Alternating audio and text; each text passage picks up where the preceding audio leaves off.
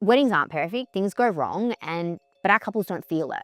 And they don't need to. That's the whole point. And I think that's the part that people don't see and that they don't know. And the point of having somebody experience is I knew who to call, how to handle the situation, and what needed to happen if that cake didn't arrive.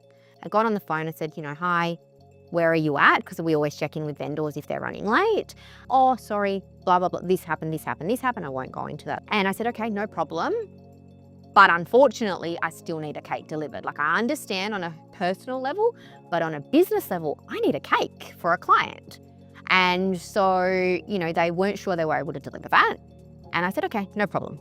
No problem. So I just got on the phone to another cake maker and I said, look, this is the situation.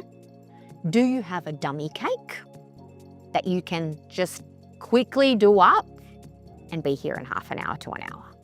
And yeah, sure enough, because we have the relationships with those vendors, they are more than happy to help because they too don't want a client to be in that situation. They too care just as much as we do.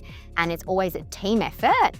And it doesn't matter that they weren't booked to begin with. They just want to make sure the client's happy. And they were like, yeah, absolutely. I've got a dummy cake that I can get ready, no problem. And it was just for a cake cut anyway. They had dessert on the menu. So I knew if the cake didn't get served, it wouldn't be a big deal. And when the client had walked in, yes, we would have had to explain to them that it's a dummy cake just so they knew how to cut it. But they wouldn't have had to know what had happened in the lead up to that point. They would have just known that they had a cake on display that their guests thought was real, and that was the point. And I think it's moments like that where it's super important to have somebody, because what happens when there isn't? The venue's not going to be ringing another supplier and then another one and another one and another one. They might ring your cake person, absolutely, to check where they are, but that'll be the extent of it. And then what happens? You walk in and there's no cake.